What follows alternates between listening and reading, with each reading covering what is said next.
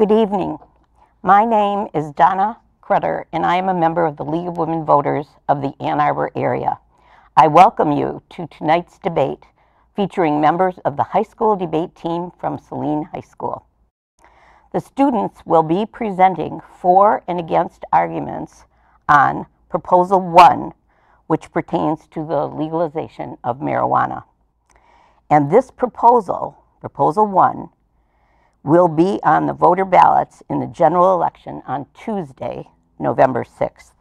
The League of Women Voters is very pleased to be sponsoring these debates.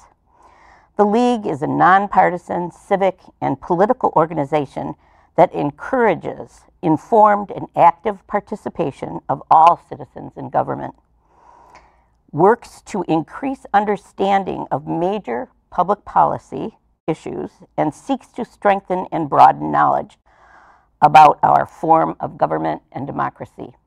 The League does not support candidates or parties, but we do take stands on issues that we have studied.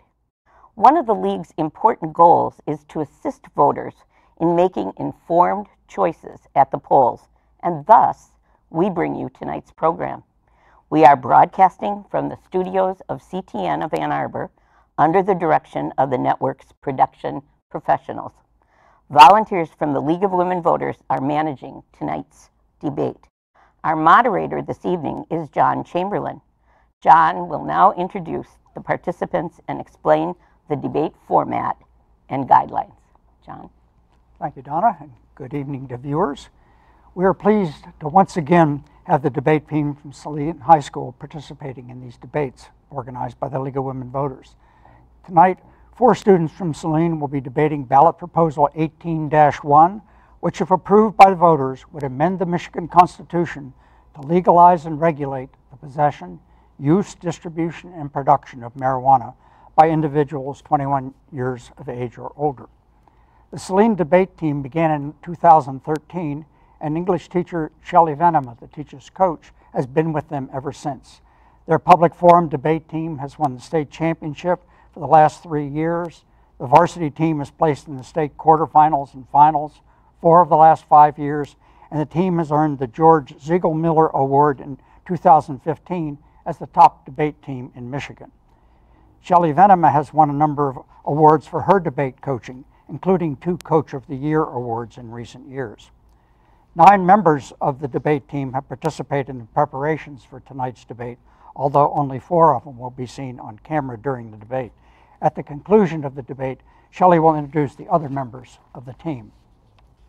The 4 students you will hear from tonight are, on my right, arguing in favor of Proposition 1, Renalini Ayer and Madeline Horniak, and arguing in opposition to Proposal 1, on my far left, Nishan Bhattacharya, and next to me, Michael Nicolsia.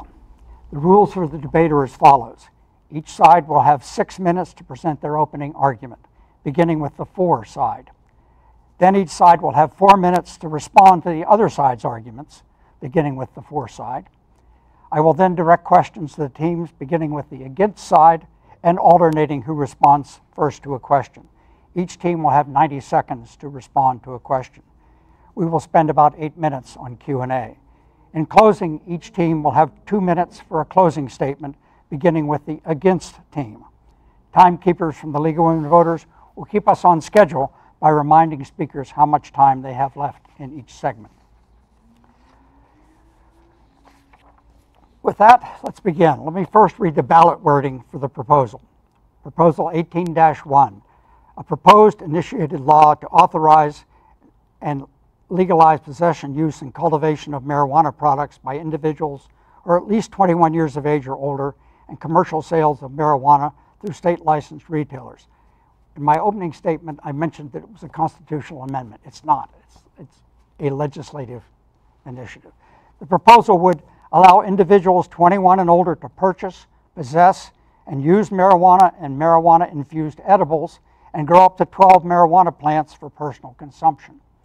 Impose a 10-ounce limit for marijuana kept at residences and require amounts over 2.5 ounces to be secured in locked containers. create a state licensing system for marijuana businesses and allow municipalities to ban or restrict them, permit retail sales of marijuana and edibles subject to a 10% tax dedicated to implementation costs, clinical trials, schools, roads, and municipalities where marijuana businesses are located. And finally, to change several current violations from crimes to civil infractions.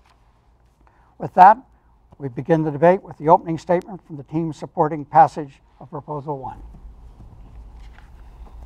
Good evening. I am Madeline Horniak, a sophomore at Saline High School and am part of the Saline High School debate team. My partner, Renalini Iyer, and I would like to thank the League of Women Voters for inviting us to partake in this event. Today we are debating Proposal 1, which is about the legislation of recreational marijuana. On the pro side, we are going to show you a few of the many benefits to legalizing marijuana in the state of Michigan. Recreational marijuana has already been legalized in 9 states as well as Washington, D.C. Marijuana used for medicinal purposes has been legalized in an additional 21 states, including Michigan. The first point we would like to address is the economy. Legalizing marijuana would increase our economic stability. First, marijuana will be a new industry for Michigan, and legalizing recreational use would create a positive economic trend. A 2015 report from the ArcView Group found that legal cannabis had become the fastest growing industry in the U.S., with the national market expanding from $1.5 billion in 2013 to $2.7 billion in 2014. Both Colorado and Washington have experienced tremendous growth in the cannabis business in the years since each state fully legalized recreational markets. According to the website Global News, in 2015, total tax revenues from cannabis increased to over $135 million in Colorado. Additionally, if the state of Michigan were to legalize marijuana before other states, then Michigan businesses will have sufficient time to take root. As other states legalize it, Michigan companies will expand into those markets as well, and that money will circle back to Michigan. The Marijuana Policy Group is one example. It is a consulting firm based in Denver, Colorado. They consulted with the Colorado state legislature on the recreational marijuana proposal in 2012, but since then they have also worked with other state governments, such as Alaska and Oregon, as well as working with individual companies nationwide. By being one of the first in the nation to legalize the recreational use of cannabis, Michigan could see a similar expansion of our businesses. The next point we would like to address is that legalizing marijuana would allow for new jobs to be created. The Washington Post writes that in 2015, the legal marijuana industry in Colorado created more than 18,000 new full-time jobs and generated $2.4 billion in economic activity. The potential legislation of recreational marijuana could lead to a boost in our state economy, as we show through examples of Washington and Colorado, and it could also go towards taxes toward public goods. Secondly, legalizing marijuana will increase the safety of usage as it will be more regulated. Marijuana product testing is a standard requirement for legalized marijuana markets. This means consumers are better informed about the marijuana they use. If marijuana was legalized in Michigan, then the state would set these standards and make the drug safer to the public. One of these examples would be the information on any pesticides, fertilizers, or any residual solvents that could remain on the product when being sold. Another important point to address would be the potential lacing of marijuana, which is a prominent issue with unreliable sellers and the black market. Like we said earlier, state laws setting universal standards would limit sellers' ability to lace cannabis with other harmful substances. Lacing is the process of mixing in another, more harmful drug, usually an opioid, with marijuana, forming a drug cocktail. Lacing is usually done without the user's knowledge. These state laws and regulations could potentially save the lives of people who are trying marijuana for the first time and are unaware if something is wrong. This could prevent many opioid overdoses and save many lives. If a cannabis product is found to be laced with an illegal or more dangerous drug, the seller will likely have to face repercussions from the state. Since the sellers will likely not want to lose their license to sell marijuana, they are much less likely to lace their products with unknown substances, which will increase the safety of consumers and prevent overdoses. Now here's my partner with some more information. Third, let's talk about societal benefits to Michigan. First, crime would decrease and prisons would become less crowded if marijuana were legalized. In 2012, the states of Colorado and Washington became the first in the nation to legalize cannabis for recreational use. Colorado's Marijuana Policy Group conducted a thorough investigation, although many were skeptical of this legalization. The Marijuana Policy Group estimates that the majority of growth in the legal marijuana industry is not coming from new, previously untapped demand for cannabis, but rather from a reduction in the illegal, unregulated black market. This shows that there would be a reduction in illicit activity as the demand for marijuana would shift towards legitimate activity with the legalization of recreational use. Prisons would also become less crowded. If recreational marijuana was legalized, the number of marijuana-related arrests and imprisonments would decrease. MLive estimates that 9% of current prisoners are in prison for marijuana-related violations. Since the proposal would change many crimes or misdemeanors to civil infractions, crime rates and imprisonment rates would drop dramatically for Michigan. Therefore, legalizing marijuana would benefit Michigan's society. Moreover, Michigan will use the tax revenue from marijuana for community improvement agendas such as money for research to help veterans, schools, roads, and more. Additionally, minors would also use marijuana less than they are currently. Opposition to the legalization of marijuana argued that this would lead to a slippery slope of adolescents using cannabis, which is not true. An institution working for Washington state legislature produced a report showing overall decreases in youth cannabis usage rates. The report was based on anonymous survey data from the state's Department of Health, which polled for usage among students in grades 6, 8, and 12. The results of the survey showed decreased usage by students in all 4 grade levels. This shows that although the general populace is wary, the facts show otherwise. Teen usage rates have actually decreased. Therefore, legalizing marijuana will benefit Michigan society as a whole because our teenagers will be less likely to try marijuana, which means they will be safer and have a better chance at a bright future. Overall, we want to reiterate that you, the voter, have a choice to make. We strongly urge that you vote for the proposal to legalize recreational marijuana. It has proven benefits on the body in aiding with mental illness, chronic pain, and more, which is why we urge you to vote for this proposal in November. Thank you. Gentlemen? From 2002 to 2013, marijuana use disorder has doubled in its prevalence, and 7,000 people try marijuana for the first time every single day. Hello, I am Michael Nicolcia, a senior at Saline High School. My partner Nishan Bhattacharya and I would like to thank the League of Women Voters for this amazing opportunity to participate in this debate. As the con side, we are going to point out flaws in the current proposal and the ramifications of the legalization of marijuana in Michigan in order to educate voters who are voting in this upcoming midterm. I'm going to outline the first 2 points, and Nishan will outline the last. First, we'd like to say that we're not talking about the medicinal use of marijuana, but rather the effects of recreational usage. Our first point is the health effects and addictiveness. Subpoint A, health detriments. The pro team may argue that marijuana has some benefits to your health. However, the use of marijuana by individuals will actually increase the risk for negative health effects that can adversely affect their lives. According to the Center for Disease Control, smoking marijuana can lead to an increased risk of heart disease and a greater risk of bronchitis, cough, and phlegm production.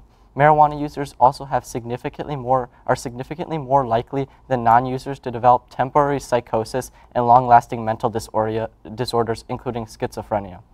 Subjecting the common citizen to a drug that can cause an increased risk in lifelong ailment and the risks involved is something we as a community should avoid. Users will drastically decrease the overall health of our society as strokes, bronchitis, and schizophrenia will become more widespread. These lasting impacts can destroy the lives of individuals. And these problems don't just affect those who chose to use marijuana.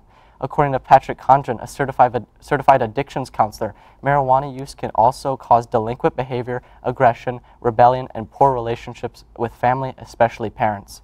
Families of people suffering will be hurt because of the problems that their loved ones are facing as a result of marijuana use. This can really hurt the community overall, especially in Michigan. And marijuana isn't simply a drug that one can easily stop using. Subpoint B, addictiveness. Marijuana usage can be addictive. According to CNBC, marijuana is currently the leading cause of substance dependence other than alcohol in the U.S. In 2008, marijuana use accounted for 4.2 million of the 7 million people aged 12 or older classified with dependence on or abuse of an illicit drug. This means that about 2/3 of Americans suffering from any substance use disorder are currently suffering from marijuana abuse or marijuana dependence. As stated by the aforementioned study, marijuana is an addictive substance. If you use it, you can get addicted and will be hurt by it. As the number of people using this harmful substance increases, so will the number of people addicted. This means that more and more people will be subjected to the detrimental health effects that come with the use of marijuana. This addictiveness can push wedges into families. Increased familial strife is also something we should avoid as a community, and also the terrible effects that marijuana has on its users. Considering the addictiveness of marijuana and the negative health effects that come with its use, then it would not be beneficial to vote yes on this proposal. Our second point is moving down the age ladder. By legalizing marijuana use for individuals who are 21 years or older, there will be an increased use of marijuana among younger teens.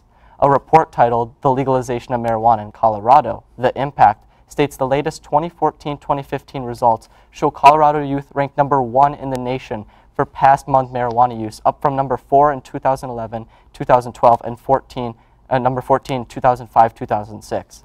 With Colorado being a state that legalized marijuana in 2014, this shows that an increase in marijuana access does in fact correlate with an increased usage among teens. Therefore, teens can become more addicted to this substance and subjugate themselves to more use later in life, leading to a drastic increase in these negative effects on their health. Teenagers are even more susceptible to addiction than adults. According to the Center for Disease Control, about 1 in 10 marijuana users will become addicted. For people who begin use before the age of 18, that number rises to 1 in 6.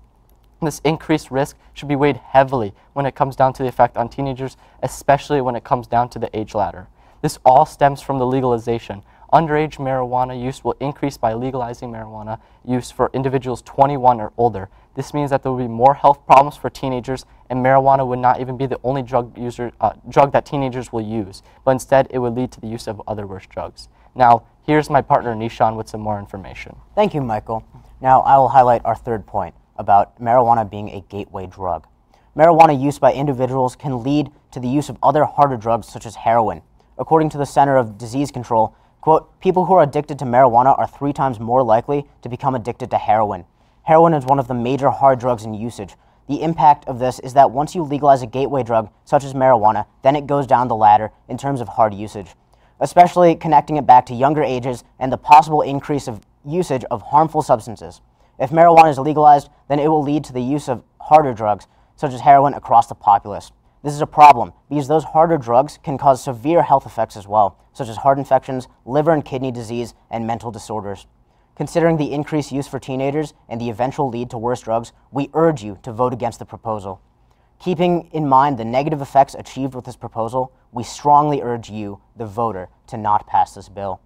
Our 3 major points: the negative health effects that marijuana has on its users, the increase in use among the teenage population, and it being a gateway drug, show how there are major problems in the proposal being presented. Because of these problems, we strongly urge a reconsideration of the proposal in its current state and strongly urge you to vote against it in the upcoming midterms. Thank you. Okay, we will now hear responses to the opening arguments, and the 4 team goes first. All right. I'm going to begin by pointing out flaws in my opponent's points, then going back to reiterate my own. Their first point is on the health effects and the addictiveness of marijuana. They say that there are long-term health detriments to smoking marijuana. However, the Foundation for a Drug-Free World says that the long-term effects of smoking marijuana are debated, but the negative effects of smoking marijuana are mainly related to prolonged use beginning in adolescence. Let's talk about how this relates to the Michigan proposal. The short answer, it doesn't. The proposal you will be voting on in November legalizes recreational marijuana only for adults over the age of 21. By 21, the brains of adolescents are mostly formed, and the risks of addiction, impaired thinking, etc. are much lowered. Additionally, many of the effects on other people that they mentioned could be because of teenagers who frequently take risks, or let's be honest, are just teenagers. They say that those who use marijuana have bad relationships with their parents and exhibit delinquent behavior. This use of the word delinquent implies young people who, if they feel they are turning to drugs to feel fulfilled, they may already have negative relationships with their parents.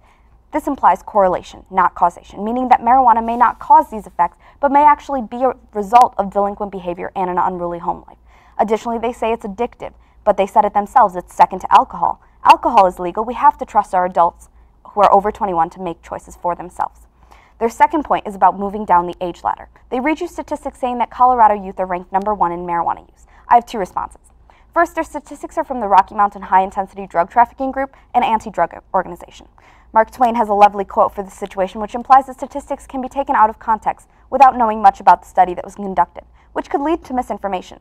This statistic may be one of those examples since their group's purpose is to limit the availability of drugs, so they would naturally be opposed to legalized marijuana. Second, we gave a counter statistic to this, and one that is actually a year after theirs. We tell you that Colorado youth have actually decreased their marijuana usage since 2010. They may actually be first in the nation, but perhaps they were already first, and now their usage is decreasing, which could be a cause of the legalization of recreational marijuana. Additionally, Deborah Hassan, professor of public health at Columbia, conducted a comprehensive study and concluded that there appears to be no basis for the argument that legalizing marijuana has increased teens' use of their drug. This directly counters their point. Their third point is that marijuana is a gateway drug. This is again correlation, not causation. Marijuana does not cause a person to use both drugs, rather an increase in risk-taking behavior, especially in adolescence, caused both teen marijuana use as well as the use of harder drugs later in life. I would like to remind you again that this proposal would in no way allow minors to consume cannabis products. Therefore, this correlation is irrelevant to the topic and should be disregarded. Now, to reiterate my points, first, the economy. Legalizing recreational marijuana would have an incredible impact on the economy. Michigan would be able to bring in millions of dollars in tax revenues, and we would have thousands of new jobs. Additionally, this tax revenue would be actually more stable than other kinds of sale taxes, as it would not be subject to business cycles because only a minority of people will use this substance. Second, safety. Hundreds of people die from opioid overdoses caused by opioid addiction every day. Who knows how many of these addictions are caused by marijuana being laced with other kinds of drugs? By legalizing marijuana, we could actually help the safety of our consumers. Third, societal benefits. There are many societal benefits, including a reduced prison population, tax revenue that will go towards things like veteran suicide prevention, roads and schools, and actually a decrease in teen use of drugs. In conclusion, we believe that a vote for Michigan's Proposal 1 will help propel Michigan towards a brighter, more stable future. Thank you. Gentlemen, 4 minutes. I'm going to respond to my opponent's arguments before coming back to my own. First, my opponents talk about marijuana's supposed benefit to the economy. In Colorado, quote, $35 million from taxes went directly towards funding the state's education system. To the average person, $35 million sounds like a lot of money. That's how much money comes into the best capital construction fund from marijuana sales taxes each year. But one school, for example, costs $17 million, and there are 178 school districts in Colorado competing for the same funds. This shows that the amount gained in taxes is actually minimal, and it does little to alleviate the demand in Colorado, contrary to what the pro would like you to believe. Now, again, to speak to the opponent's economic arguments, we say that for one, in terms of supplementation, Medicaid costs up to upwards of $5.3 billion in Michigan alone. Adding to our last rebuttal point, the tax revenue gained from the additional tax is minuscule in supplementing the cost of programs such as Medicaid in Michigan. In terms of job creation, sure, you can increase jobs through a new industry, but it is not worth subjecting the community to a harmful substance such as marijuana, as mentioned in our first and second points. Their second argument is that the usage of marijuana will become safer if legalized. However, this is not the case. Glenn Gash was the agent in charge of the U.S. Drug Enforcement Administration field office in Grand Junction, Colorado. He said, quote, "Our black market has increased 20-fold. He went on to say that in 2014, he seized a couple 100 pounds of pot, but that steadily rose to about 13 tons in 2017. This shows that marijuana does not actually become safer, because illegal black market sales of marijuana only increase as a result of legalization, as shown in Colorado. Our opponent's second argument also says that marijuana will be safer if legalized, which implies that marijuana is already unsafe in its current state. Therefore, it cannot be justified, legally speaking, for recreational use because of the harm present, especially within our first few points about how marijuana has health detriments such as a risk of heart disease, bronchitis, and phlegm production. This harm is not worth the risk in terms of hurting the community in Michigan. Again, we'd like to mention as the con side that we are not arguing against the status quo, which is legally allowing medicinal usage of marijuana. Now on to their last argument about societal benefits to Michigan. When our opponents mentioned that there was a decrease in violent crime and murder in Washington, they never gave a direct link to how the legalization of marijuana actually caused a decrease in violent crime and murder. This is a classic case of correlation, but not causation, meaning that the decrease of violent crime may have happened at the same time of the legalization, but may not have been because of it. This is also mentioned that teens are going to be less likely to try marijuana, as proven by our statistics throughout our debate. This is false. Colorado youth ranked #1 in this nation for the past month marijuana use in 2015. Marijuana was legalized for Colorado in 2014, showing that it was a direct cause of the legalization of marijuana. This was, as the pro stated in their case, then Colorado's youth wouldn't have this high amount of use, yet they do, indicating that the legalization does influence and increase teen usage of marijuana. Now Michael will restate our side and why you should vote against this proposal. Thanks, Nishan. Going back to our speech now, in general, voters should vote against this bill because of the negative health effects that marijuana use has on its users, the increase in use among the teenage population, and it being a gateway drug. Our first point that we mentioned is the health effects and addictiveness of marijuana, specifically the health detriments of it. We talk about the effects on people under the usage of marijuana in terms of heart disease, bronchitis, and phlegm production. We also talk about, in our subpoint B, the addictiveness of marijuana, specifically, quote, about 2/3 of Americans suffering from any substance use disorder are suffering from marijuana abuse or marijuana dependence. We move on to our second point, which we mentioned, moving down the age ladder and the effects on the teenage populace, and how Colorado youth ranked #1 in the nation for past month marijuana use, up from #4 in 2012 and number 14 in 2006. Thus, we urge you, the voter, to vote con. Thank you. We'll now turn to some questions. I will address the first question to the team arguing against the proposal. As to say that one of the arguments in favor of legalization here and elsewhere has been a libertarian argument, that individuals ought to be free to consume substances, engage in activities, unless they're doing so creates, very large negative effects for society. And that argument is certainly, present in arguments for this particular proposal. It also is likely to make marijuana safer to consume because it will be regulated. If you buy it at a licensed dispensary, you will have some confidence that it's not laced with other things. This is likely to move some people from being non-users to users because they are now not using marijuana because they have some question about whether it's safe. So I'd like you to respond to the libertarians who argue in favor of passage of this. Okay, so in response to this, I'd talk about the role of government in the lives of the people. The role of government is to promote the common welfare of the people. And I don't think that introducing a drug such as marijuana would fundamentally protect the people, which is the government's purpose. The government's purpose is to protect the people, but also promote a certain form of freedom. Now, we can support a form of freedom through various means. However, legalizing a drug and allowing the freedom of choice for the people to use such a drug, although it be harmful to a community, we want to avoid the effects against teenagers and against the youths who may be affected by the drug, especially when we talk about in Colorado where youth usage is #1 in the nation. So that would be my response to the libertarian argument. On the side? We fully agree that people should be allowed to make their own choices for themselves. They should be allowed to say this is what's best for me, and I don't think that has anything to do with the government. Yeah. Okay. You want to add something? No. Okay. Let's move on to a question and address it to those of you arguing for the proposal. And I'd like to return to the question of marijuana use by people who are not yet 21, whether it's high school students, college students. There's clearly a good deal of interest in that. There's a lot of data that suggests that people in high school and in college do engage in smoking marijuana. They also engage in a fair amount of binge drinking. So it may well be that binge smoking or binge eating of marijuana brownies may occur. And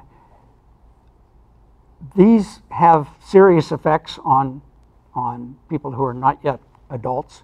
And I'd like to hear a bit about why or how this proposal will make it, sufficiently difficult for teenagers and college students to get marijuana products, and why we shouldn't worry about the downside costs of having young people ingest or smoke marijuana.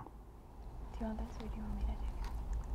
You can take it. Okay. I believe there's a lot of penalties that are going to be put in place in terms of they have to be kept in a locked container, out of reach of minors, all kinds of things.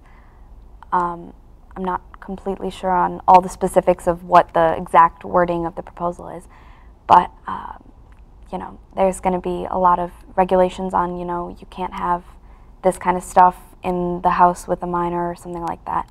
And I mean, obviously I don't think you can completely 100% stop it, but I do think this will make it less of a faraway thing. So instead of saying, you know, I'm never going to be able to smoke marijuana, why don't I just do it now since it's illegal anyway? They'll be able to say, you know, I'll do it when I'm 21 because I can do it and it's not banned. So I guess we're hoping that since there's no conclusive evidence that proves that teenage use of marijuana increases with legalization, I guess we're assuming that's going to apply in Michigan as well. Okay, so we would argue that the legalization of marijuana won't be completely regulated, as shown through our study of Colorado, of the impact of legalization there, because Colorado legalized in 2014, and they found that Colorado youth ranked #1 in the nation for marijuana use, and this was as compared to #4 before legalization in 2011. So this shows there's a direct correlation between youth access and use of marijuana and the legalization. And we believe that because of this study, because of this specific study, that teenagers aren't going to be regulated to the necessity that it's going to be. The addictiveness is still going to occur. With legalization, there's going to be more access to the general public just because it's not going to be illegal. There's going to be greater access for them. And also we mentioned the black market and how the black market will only exist. And the study that we brought up of the measure of the U.S. Drug Enforcement Authority, who basically said that the black market still exists, specifically to Washington in this case, as they also legalized. But this shows that black market and trade, illegal black market sales can still end up getting in the hands of these teenagers who will still end up getting their hands on marijuana. And obviously, as shown through our case, this is extremely bad because of the addictiveness and how it's a gateway drug. Okay, let me ask you one more question that goes to the economic benefits and costs of legalization. You've heard, you know, claims that this will generate jobs, it will generate tax revenue, things that you know, society likes to find ways to do that, and it could, and by one estimate, be over $100 million a year within 5 years of tax revenue. There are also savings on enforcement costs, police, courts, jails, probation, all of the other kinds of things. And the observation is commonly made that current enforcement efforts fall disproportionately on citizens of color. So how do you respond to the positive side on the economic benefits that might accrue to passage of this proposal? I'll answer. So, in terms of job creation, we talk about this in our rebuttal, that introducing a new industry, such as marijuana, introducing a drug that we have deemed harmful throughout our case, with the risk of heart disease and the gateway into heroin and harder drugs, then we'd say that despite a new industry being introduced, a harmful industry is not good for the public in any real fashion.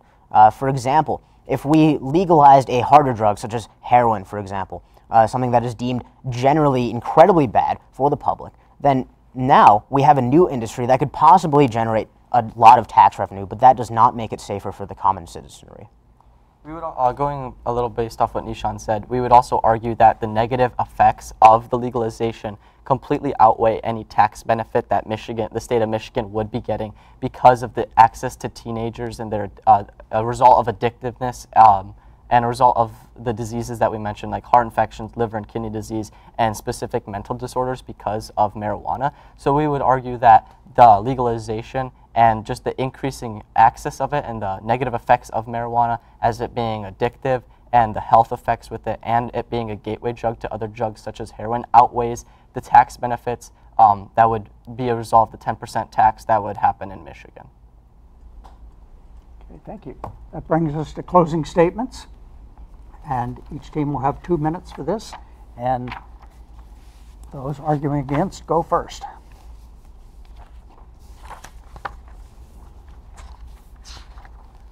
To remind our audience, Nishan and I stand against the legalization of marijuana. It's better to vote against this proposal because of the negative effects that it will have on the Michigan community. This is an issue that affects you, the voter. You have influence on this legislation.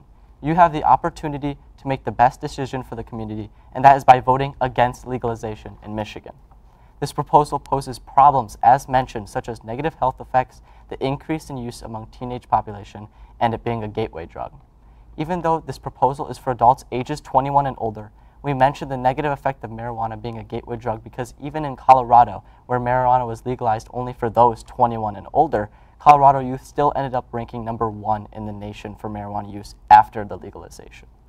These health detriments caused by marijuana won't stop. As we talked about in our case, marijuana has proven to be addictive time and time again across all ages. Finally, marijuana is detrimental to the health of those who use it, increasing the risk of bronchitis, heart disease, and stroke. Think of those in your family and think of those in your community and your friends that could be negatively affected by this bill. If you care about your community and wish to avoid the negatives that the legalization will bring with it, we strongly urge you to vote no this November. Thank you.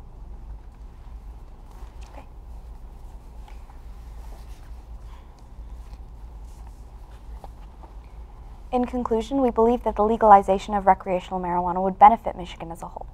We've shown you the benefits of passing this proposal, but before we do that, let's just go back and see what the negative effects that they said were. They pointed out that the health effects and addictiveness of marijuana would cause teenagers to use it more and would cause a detrimental effect on society. There have been no conclusive studies on this.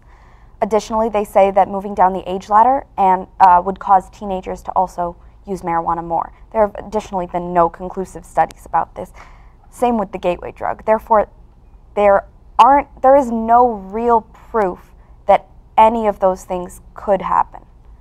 There are statistics, but those could be entirely correlation. There's no proof. Overall, what this comes down to is choice. Since there's no proof that marijuana is either a gateway drug or causes drastic negative effects on society, we need to be able to trust our adults to make good choices for themselves, just as they can with alcohol currently.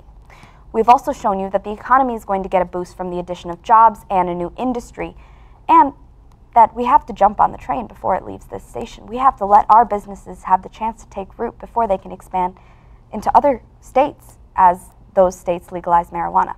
Second, safer marijuana would save multiple lives. People have died from opioid addiction and opioid overuse. Opioids have been mixed into marijuana currently through the black market. This causes addiction, this causes detrimental health effects. Imagine cocaine in your marijuana. Third, there's also a ton of societal benefits, including a decreased crime rate, lower prison population, tax revenue, and lower teen drug use. We've shown you the benefits of legalization. Now you as the voter have one job to do. Go out and cast your vote at the polls on November 6th. Thank you to the League of Women Voters for this wonderful opportunity, and we hope that everyone watching has a great rest of their night. Thank you. I want to thank our 4 debaters for their analysis and their presentations on this important proposal to legalize marijuana in Michigan. I would now like to introduce Shelley Venema and ask her to introduce the other students who have worked to bring this debate to your attention. Thank you, Mr. Chamberlain. I'm Shelley Venema. I'm the proud coach of these kids. And I'd also like to introduce to you Jared Webb and Noah Walters, who helped them do their research. Step out of the darkness. Yeah. And then also not with us this evening, but also helping with the women and this board were Megan Bankowski, Brittany Bryant, and Molly LaForest. Thank you again for having us. We'd like to say go cast your vote on November 6th. Thank you. Thank you all. I will say thank you to all of the Saline High School students, the presenters here tonight, the researchers, and teacher coach for participating in tonight's debate. We also wish to recognize and thank John Chamberlain as your moderator. Finally, thanks to our volunteers and to league partner CTN for making this live broadcast possible. These debates will be rebroadcast on Channel 19 a number of times between now and the November elections. They are also available on CTN's YouTube channel and through CTN Video on Demand for screening on your computer or your smartphone. You can also go to the League's website at lwvannarbor.org and look for the link to these student debates. Please urge your friends and fellow residents to watch these debates, as well as the many candidate forums that the League has organized for the November 6th election. For additional participation and dispassionate information on current proposals and candidates for office, please go to vote411.org, the League's voter resource guide covering proposals and local, state, and federal candidates that will appear on the November ballot. All I can say is make a plan and be sure to vote on Tuesday, November 6th. Good night.